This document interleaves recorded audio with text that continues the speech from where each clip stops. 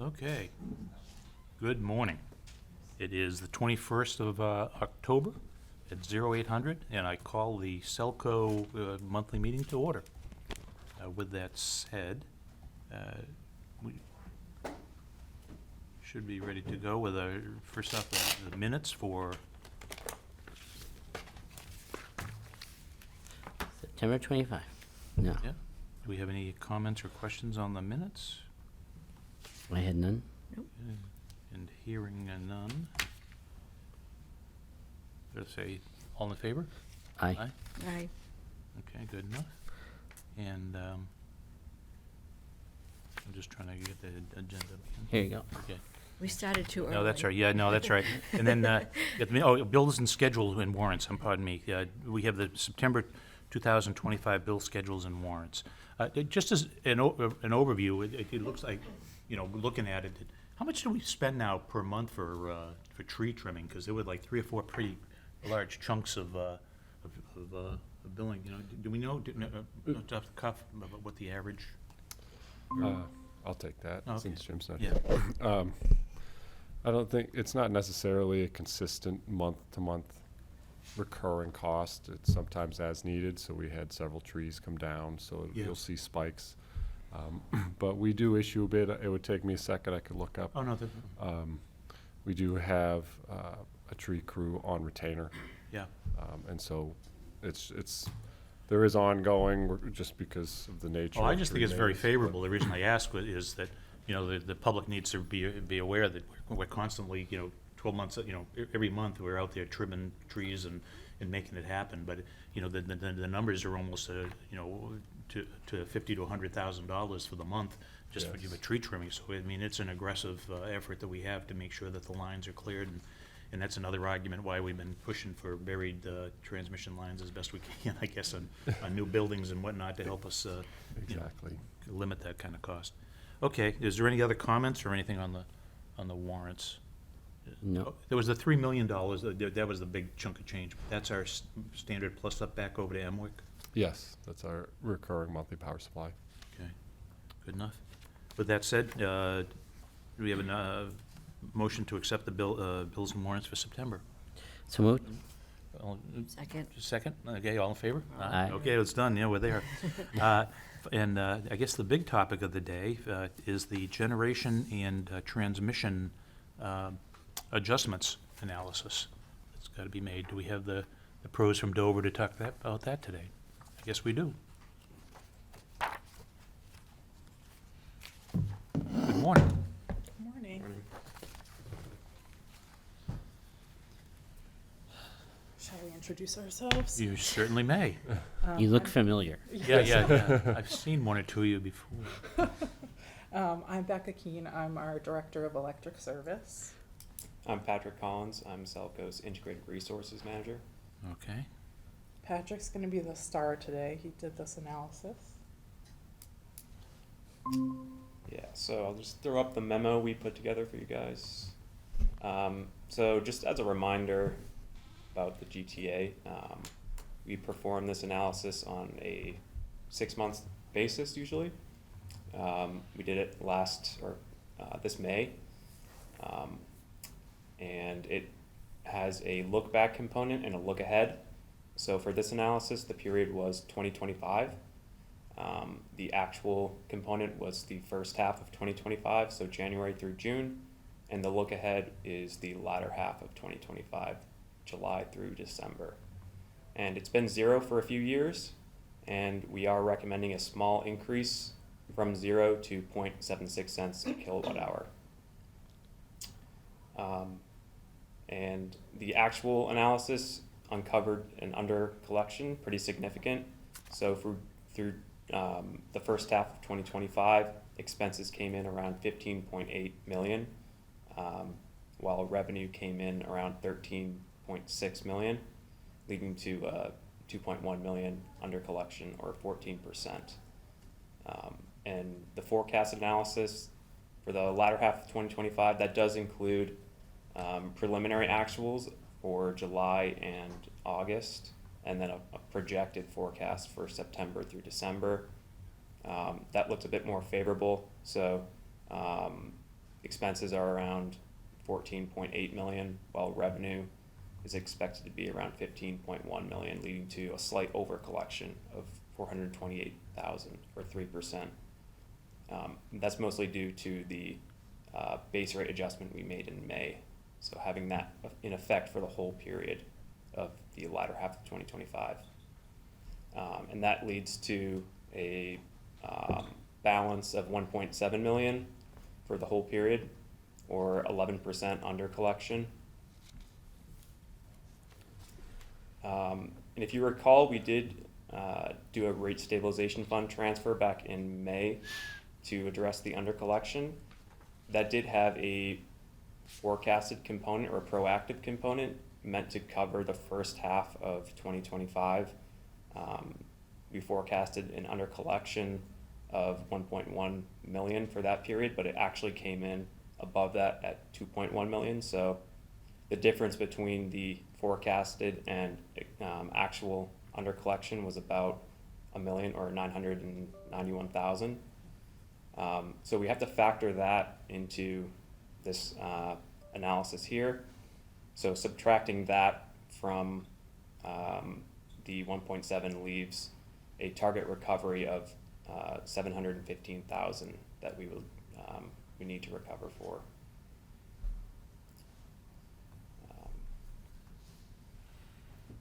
So just to get into a little bit about why we saw some higher than expected costs. The main bucket was the generation or energy category. And the transmission and capacity categories actually came in under budget for this period. So energy was about 27% higher than budgeted. And that led to a 10% over budget for all the categories, or 1.5 million. And this was mainly due to higher than expected load during critical months. So February and June were a lot higher than expected. And so we were exposed to higher prices than we were expecting. So the combo of higher than expected load and higher than expected prices led to higher than expected overall expenses. And this chart below shows the actual dollar per megawatt hour spending for each of those months, January through June, and the what we were expecting, the forecast. So February was 11% higher, March 17%, June was 24%. If you recall, there was a peak wave in June. We saw a higher peak load than we have in a decade or so. So that was a factor. And just to go into the market conditions that we saw, so the New England grid is pretty reliant on natural gas generation. And so in the winter, it's a limited supply, and that combined with volatile prices and our high open position power expenses and our hedge power expenses were quite high. So that's the portion of our power supply that's more exposed to market conditions. And of course, the higher than expected load as well. So we do plan to do a base rate increase in likely March of next year, and that will help mitigate the continued under collection for the power supply expenses. But that will not be in place for this winter, so we recommend getting ahead and instituting a small GTA at this time for the winter, for effective November through February, so 4 months, just to address this under collection before we head into the winter. And that 0.76 cents per kilowatt hour, that is just a bit of math of how we arrived at that. That's the target collection that I mentioned, so that's 715,000 divided by the expected kilowatt hour sales for that 4-month time frame, so November through February. And we intend to keep that at 0.76 for those 4 months. And the bill impact on customers is pretty minimal. So for the average residential customer, it's between $5 and $6 per month increase. Commercial, it's around 18. GS2 around 150. GS1 around 150. GS2 around 1,800, and municipal around $56. And Can you explain how municipal works? Like, do they get one bill, or is there a bunch of municipal bills, or what does that mean? $56. so that's just the average kilowatt hour for all of the accounts in the municipal rate. So that includes public buildings. It can vary greatly depending on what public building it is. But they're each metered. Yes. We So sum it's up per all, meter. yeah, Okay. it's not a conglomerate of just, well, whatever's left over must be the town using. Oh, okay, yeah. So how many meters does municipal have? About 100. Okay, so the impact is about 5,600 a month? Am I doing the math right? Yeah. Okay. And the commercial rate, that just depends on how much they use. I mean, it's an average Yeah. of 2,400, but some of the smaller commercials rates would be a lot less than the $18 a month. Exactly. proposed. Okay. And as usual, we're going to continue to monitor this, and any anomalies in expenses or revenue will alert the commission to. But we do plan to do this GTA analysis again in full, in conjunction with the next base rate increase. And here's some history of what the GTA has been the past few years. So it was a credit several years ago. Then it has been zeroed for a few years, like I mentioned, but nothing like the 2023 5 cents GTA that we had. That's about it. Just a quick note from me. I was at an MWIC meeting last week, and we were doing a market look ahead, and they said that all the members experienced this higher than expected load and combined with higher pricing over the winter months. And they said that the average load increase was about 10%, which I think we came in around that for our critical winter months as well. So it's not just us, as we know.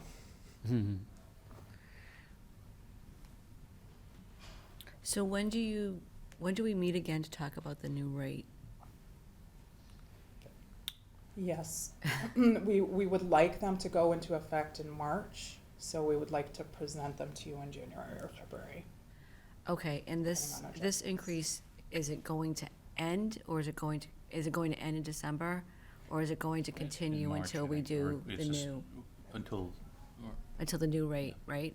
Okay. Right. So Oh, through February yeah. usage. Okay.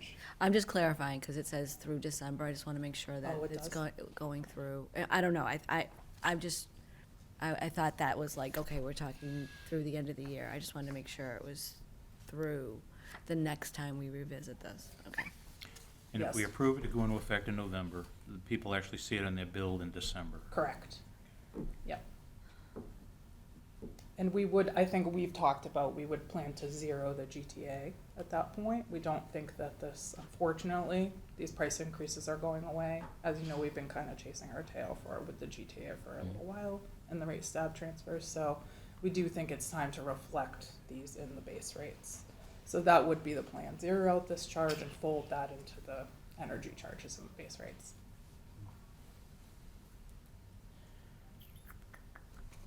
Okay, any other questions? If not, I think we need a motion to approve the proposed GTA increase of .0076 cents per kilowatt hour, or dollars per kilowatt hour, so 0.76 cents per kilowatt hour. We have a motion to accept that? Someone, Okay, and second? Second. Okay, and all in favor? Aye. Okay, well, thank you very much. Thanks. Unfortunately, it's never good to increase rates, but it's a small thing and kind of balances it out so we don't have a bigger ledge to climb Yes. in March. Thank you. Okay. The next thing is a building update. All right. let's see, they're pouring concrete, steel's going up, the new wood, Yeah. the new wood lobby is all under construction. If you guys got a permit We that wish. quickly, I wanna know. Yeah, yeah. Um, Yep. Oh, So, who are you? Great. I'm Evan Sires. I'm a project engineer at SELCO, and I'm serving as the project manager for this building effort we've been undertaking. And yeah, today's just an update. We'll have some next steps and more formal things coming in the next meetings. But yeah, just catching up where we've been the past couple months. Okay. So just to cover quickly, this is sort of the arc of a municipal building procurement. This is very much spelled out just by state statute. We're not doing anything out of the ordinary here. So at the beginning, we need to bring people on board to help us. So that's the owner's project manager. They're sort of a resource who's done this before and knows how to navigate and put out bids. So very much just a resource to supplement our team. Next step is contracting with a designer, which we had that as a matter before the commission a couple months ago. So they helped us put out a package. We got a strong response and went through an interview process. So we have them on board. Right now we're in the middle of the feasibility study. We're expecting that to wrap up in a couple of weeks. At the end of that, we will come to a budget number, and that's when things start getting a little more serious with, you know, finding the sources of funding and, you know, making the decision to move ahead with the project. So we're right at the turning point of really having some solid data to, you know, make the decision on go, no go on the project. And then all the stuff that comes later, you know, isn't, once you make that decision, go ahead, it gets into more detailed layers of design, getting more specificity to go out to bid, to bring in a construction manager, and yeah, then permitting, site development, and construction. That latter half of the process is where a lot of the time span happens. You know, the permitting and materials procurement, all that takes, you know, well over a year. So I think overall this process on the order of 3 years, and we've started that time ticking with getting into feasibility. So we can definitely provide a, you know, more detailed schedule further along. Our OPM has been helping us with, you know, keeping track of, you know, when would a move-in be sort of on the course that we've been taking. Could you go to the next slide, please, Olivia? So just some details. So the OPM we're working with is Skanska. It's a very large construction company. They build stuff themselves, but the team we're working with is specifically an owner's project manager team. So this is a bunch of folks who just have a lot of experience doing projects and helping other owners like SELCO navigate the public building procurement process. And in specific, they actually have a lot of municipal experience. They've helped, they're working with Middleborough on a new facility, working with South Hadley. So they're, you know, we're tapping that, you know, lessons learned through them with those other munis. The designer, the architecture firm that acts as the prime for the design team, that's Jones Architecture. They're based in Salem. What we really liked about them, they are really passionate about workplace and well-designed workplaces and how that can culturally transform an organization. They have a lot of higher education experience, and they're also they have some mass timber experience, and we actually went and saw one of their recent mass timber buildings, which was a state department building in Brockton, Mass. So we've been really enjoying working with them. The SELCO team, working on the project. The core has been myself as project manager, Chris to provide the, the strategic direction of the whole utility. Jim Zacco's involved from the, understanding what we're gonna have to do for financing this. And then Taryn Maddox as procurement agent to do what we need to with dealing with contracts and working with all these various firms.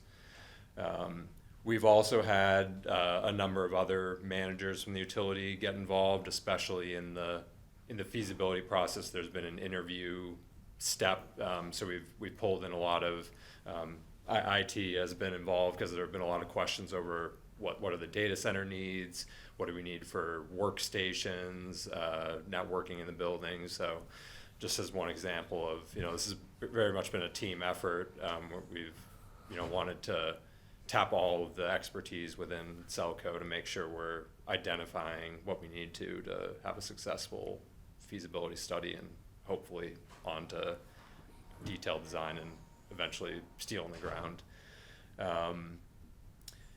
Schedule-wise, like I said, we're nearing the end of the feasibility study. We're in week 15 out of 18. In these last couple of weeks, actually, the designer goes away and works with their cost estimator.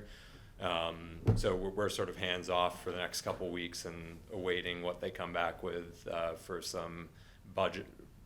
Basically, the first budget numbers we'll be seeing. They've given us some rule of thumb numbers, but really this is the first number of any substance that we'll be seeing to see how close to the mark of where we want to be for budget-wise.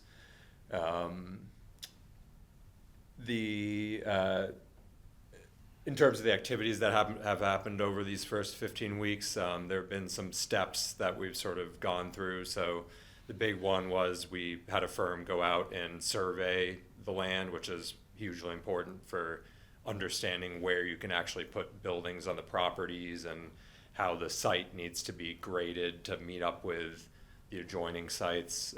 So a firm went out and helped do that, and we have a nice drawing showing the topography of the 248 North Quincy site. And then the other piece of information we've gotten is a geotechnical desktop survey. So they looked at all the public records of the site and were able to confirm that it was a gravel quarry. They looked at some imagery from aerial imagery over the years and showing how the site has been developed and redeveloped. So those are two, I guess, artifacts of the feasibility study we have so far. And overall, like the 248 North Quincy site, where it does have some elevation quirks to it, because it was excavated for gravel, there are some really big peaks and valleys. But we're everything we've heard from the geotechnical suggests that it's going to be easy to move around and compact, and that won't cause any problems for constructability, and foundation wise it'll be relatively straightforward. And something that we're taking as a good sign is the woodland on the site is very much a recent growth after they ceased the gravel extraction process. So that's in contrast to some other parts of town that have more, I guess, virgin woodland that has been centuries and centuries of wildlife. So it's, in terms of developable sites, this sort of site we believe is more preferable than the alternative. So even though it's wooded, it's trees that have taken hold over the past 10, 20 years as opposed to centuries. Now, how does this affect wetlands? As far as, if it's just a gravel pit, is there any real requirements for wetlands? Great question. So that's one thing the survey scope did cover. There's a wetland that was identified on the USPS site, which then they staked out, and there's a small portion of the 248 property that is part of the setback for not building near a wetland, but it's really only a sliver of the southeast corner of the site. The 210 property has a few more seasonal pools in it, so I know we haven't been transferred that site, and we might look to that in the future and have to navigate what those wetlands mean for what sort of development can be done on the site. But the 248 site really has no wetland restrictions. Good.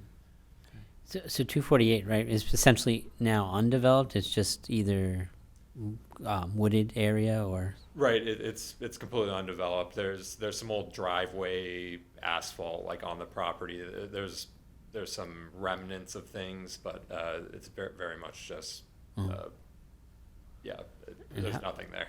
How large is the site? How many acres or? 4.8 acres for 248. Okay. And this is not part of the old town landfill, Correct. Right. which is down further. But they're just, because people saying, oh, you're taking over the landfill. No, we're not. Correct. And do we have a sense yet of what the building might look like and the square footage of the building? Yeah, we have some, it's very high level sketches we've been playing with. It's all conceptual. So, I mean, actually I have this, if you want to move to the next slide, Olivia, we have sort of the key program elements. So the big things are, we need a warehouse on site. So that's about 20,000 square feet. That's sort of the rough size we've been thinking for that. A garage to house fleet vehicles, and that's another 20,000 feet roughly. And then the administrative building is the third structure, which can you recall the square footage we've been? I think the last one was 31,000. Yeah, I think it's like 12,000 per floor or something like that. We're thinking 3 floors is sort of how it's sizing up. Just to add a quick comment to your point about the parcel size, that was one slight concern we had at the outset, was 4.8 acres. Would that be even sufficient once we go through this feasibility analysis, needs analysis? Could we even fit everything we just highlighted onto that parcel? And so that's where, when Evan mentions multiple floors, that's part of that result of how do you actually squeeze it on there. It has to, some of these things have to be multi-layered. Yeah. And then making up the balance of the needs of the site. So those are the 3 structures, the things that take up a lot of, well, the other things we need are a parking lot for, employees and the public. So that takes up a decent amount of square footage of the site. And then the circulation. So we have 18-wheelers that have deliveries, and they need to be able to, get into the site and get through and out back onto the road. So sort of driveways going around the outside, the pole pile as well. That's something that just takes a lot of space loading the poles onto the trucks. And then there's, I guess, something important is stormwater. That also is a consideration for the site. You need places to have that run off to. Like out in front of PD, if you've ever seen the sort of like little marsh areas they have, those are, stormwater landscaping. So we'd need something similar to meet those permitting requirements. Okay. Do we have any ability on this site? Leah, can you show the overall, the first slide that shows, the air view of the thing? Yeah. Do we have any ability at all with that parcel to go to the north or straight up to hook into the access road for the postal service, or is that because it's government property we're not allowed to cross that boundary? That idea has been tossed out. I think there's some things that are attractive about it, just from a vehicles getting out onto the road, the traffic analysis portion. I think the question is, just working with the federal government and what that would, process-wise entail, I think is the risk there, if that's worth a squeeze or not. But it's a great idea, and I think it's something we're still, we talked a little about the traffic this week for the first time. The traffic engineer had some data to share, so I think that was thrown out again, and I think we'll continue to explore it. Just because of the fact, you've already got an access built for wide swinging of 18-wheel mail truck, the deliveries. And here we're pulling poles and everything else to make it a heck of a lot easier just to have a one, I'm just thinking off the top. I mean, I have no clue on this, but I'm sure this, maybe the federal government would be just really nice and give us that whole little sliver right there. Not. Anyways, okay, thanks. What's the large building to the right?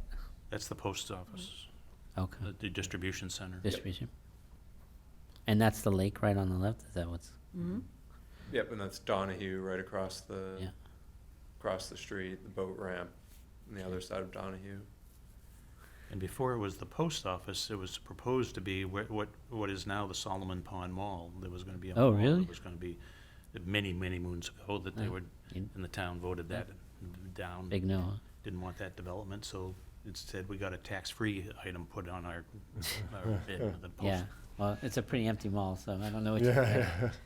And I think way back in the day, that stretch that USPS is on, I believe was farmland, like from the aerial imagery we saw in the geotech survey. I thought that was, I don't know, just a blast from the past. Like, you don't have farms Oh, yeah. in Shrewsbury anymore. But And I'll really date myself, but the person that up on Main Street used to sell corn that was native corn, and everybody thought he was growing it behind him, but in fact it had all been dug out and was gravel pit, but he had put 2 rows of corn in, so when you pulled in, you thought you were buying fresh The whole corn. thing. Nice.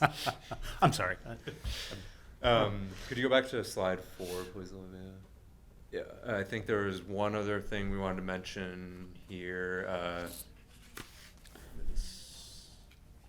think we covered all that. I think the other thing about the site that was important, it's an industrial area, and especially given where we are with Municipal Ave right now, just the fact that we're right near a school and driving our trucks through those streets every day, trying to get into a little more of a commercial area where if we're responding to a storm and have trucks rolling in the middle of the night, it's not going to be as disruptive. I think that's a real advantage of the site. Yeah, until that whole development goes in on Main Street and North Quincy, unfortunately I was going to have you show it, but it doesn't show because we cut it off at 290, but on the other side of 290, Right. isn't that where the proposed There's 40? plenty of noise in that case from. Yeah, that's right. We'll make Yeah, they're right on the interchange, the exit, interstate right? and Yeah. What kind of approvals does it require from the town? Like, do you get to go through ZBA and zoning and planning, or is it? What's that process like? Are there public hearings, or is there town meeting approvals? What's the kind of the legal process to develop a building like this? I think certain zoning is more straightforward, right? So I guess this most concise answer to that is we would follow the same process as largely everyone else, whether the statutory requirements are there or not. Just to your point, to have that visibility is here's our project, solicit input, make sure we're compliant with the intent of the bylaws at large. So I view it as we largely follow the same process. Mm-hmm. Yeah, and probably ZBA, I don't see anything unless we have to go against the boundaries or something like that, to go and get a variance or whatever. And the planning board, again, it's already been zoned and we're set there, but see what happens. But going back, I don't think right now, we don't see a need to go back to town meeting because it's basically now internal. They've transferred the temporary ownership of the property to us, which we give back. Right. Is there a period of time that? Well, we have until, in perpetuity, until such time as we're not going to use it anymore, and then Okay. we just like right now on Municipal Drive, right? That, was when we move out of Municipal Drive, we'll turn the land back over to the town. And then what's our vision relative to start to finish? Like, what year are 3 we years. talking about? Yeah, 3 years, start to finish. So I think the most recent schedule we saw had a late 2028 Yeah. move-in, if all goes to plan. And how will we pay for it? Internally, or we get a bond, or what's the? Great question. That was, that's the meat of the subsequent meeting we would have related to this. Currently, we're envisioning MWIC borrowing to help, with all other town projects. It's advantageous that it doesn't go on the town's borrowing again, or it doesn't work against the town's borrowing limits for their tax-based projects. So that's kind of one. Two, some kind of balance with respect to cash reserves, potentially. I think a lot of this just depends on the last few weeks here of what today's building environment looks like. As a quick aside, if my own home project is an indicator, I had to replace some siding. I happen to have cedar siding, and so they're showing me the receipt, and the cedar siding was $31 a board foot. And I'm like, that's no way. And I know it was 12 years ago. I had similar work done 12 years ago. It was 8. Wow. So it went from 8 to 31 in a little over a decade, which Wow. is, to me, crazy.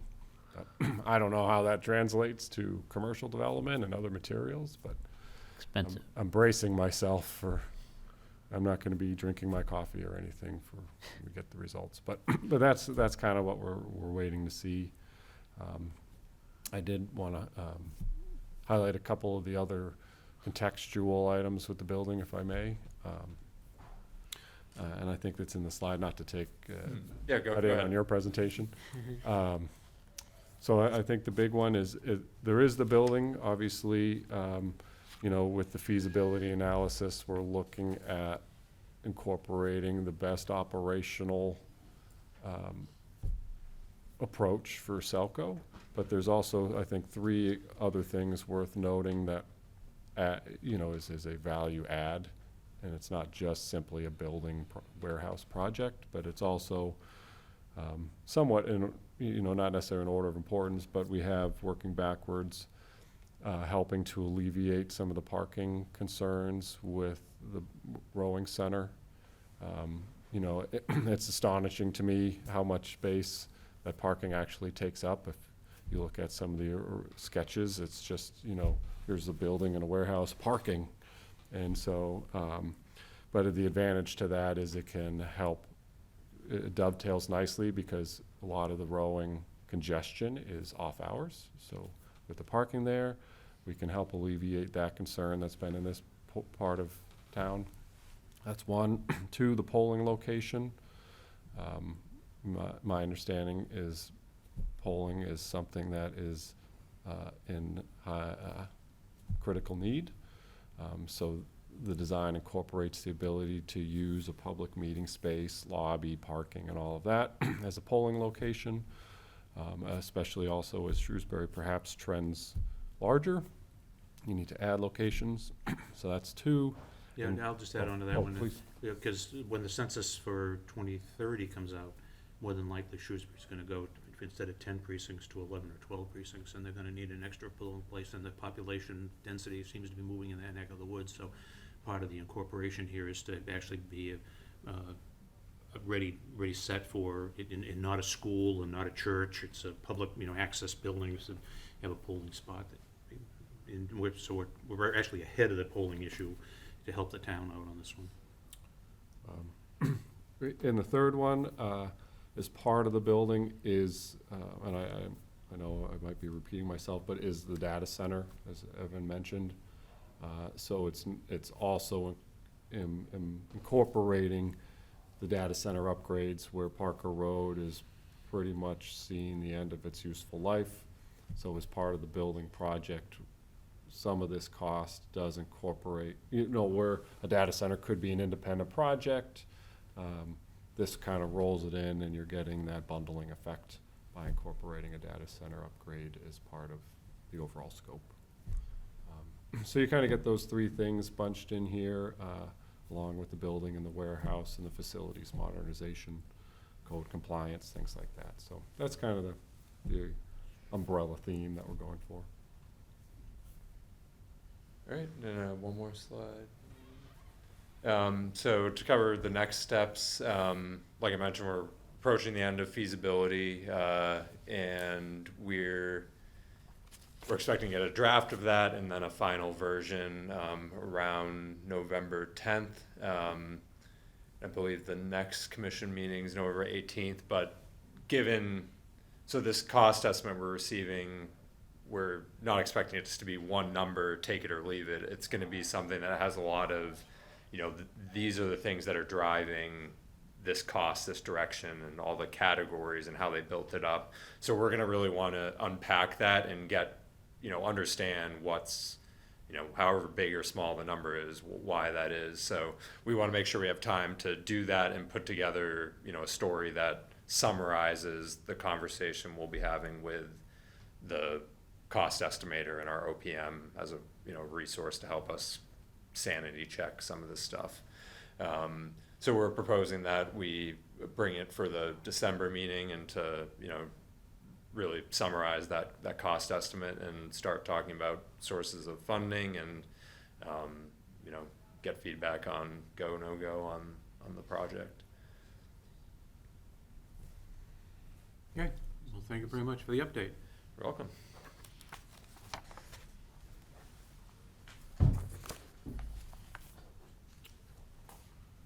Okay, I'll turn it over to the general manager for your update, sir. All right. Staying in theme with the agenda items,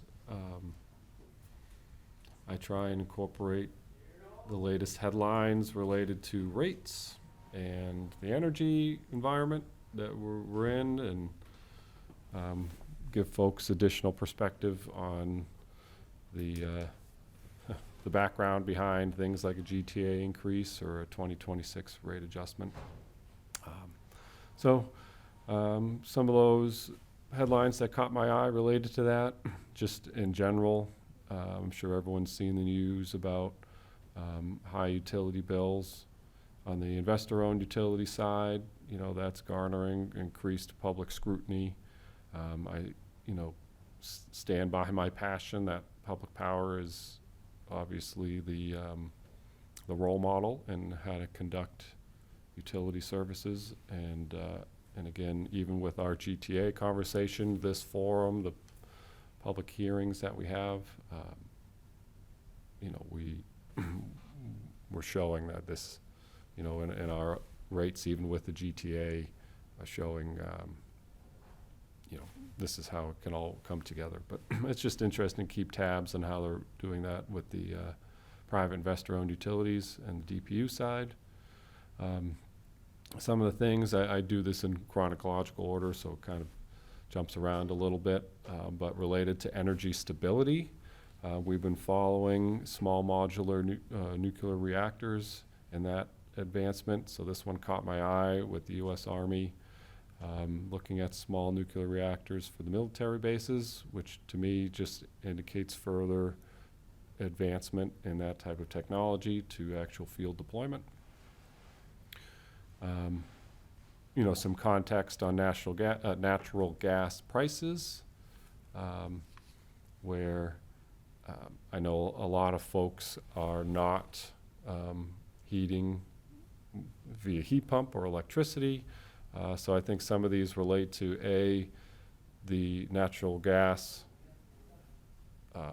fuel as it pertains to generation for electric utilities, but also in this particular case as well, end users, because one of our missions is to drive conversion of heating systems to heat pumps. And so you can see this is some of the factors that go into individual decisions with respect to your own heating choices. Same type of theme with gas bills. Energy efficiency, again, just kind of adding context to how our efficiency programs help dovetail with the energy prices. I know it's been a well-discussed synergy between the two for many years, but almost to the point about how, like the question about municipal rates. I view that also as the municipal buildings are as much an end user as individual residents and commercial establishments, right? Do employees turn lights off when they leave the room? Are we doing building upgrades to LEDs? Are our public buildings heated with heat pumps? Are they converting their fleets to EVs? They're as much an end user as everybody else. And so, you know, these rate indicators in the GTA are costs we incur that are largely outside of our control. And so as stewards for our own individual homes or perhaps public buildings, energy efficiency is a big component, and we offer strong programs to support that. New York, just to add further context about alternatives out there, just showing the contrast to how we operate. And so there's just an article about what's going on in New York with respect to the IOU operation of their utilities. Fusion power, still waiting for that one. But just I find it interesting with, you know, where investment money goes. I think 10 billion is not a small amount, so that's just something I thought was noteworthy. I threw this one in here, just of note with Massachusetts residents trying to get a ballot question that will reduce energy prices. While I think it's interesting, and you know, the intent is good, they're missing the theme, which goes back to my point about the public power business model. So it's just something I think it's of interest, and I'm not sure smart metering is the key driver in that cost, but happy to engage in that conversation at any time. Again, just the same theme. We MWIC and public power.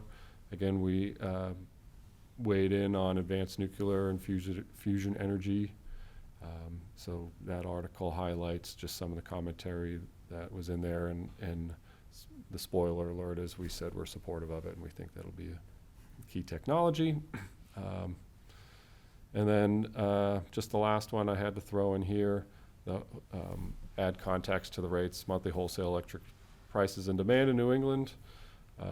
Just gives you some context where, you know, power prices up 6%, and then day ahead we're up 28%.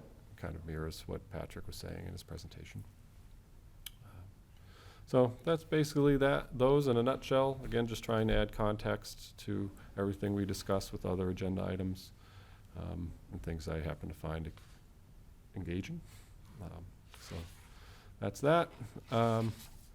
Just one, moving on to more local matters.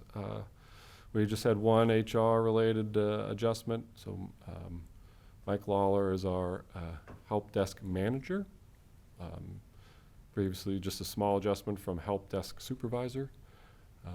But we feel the feedback on the help desk has been very good.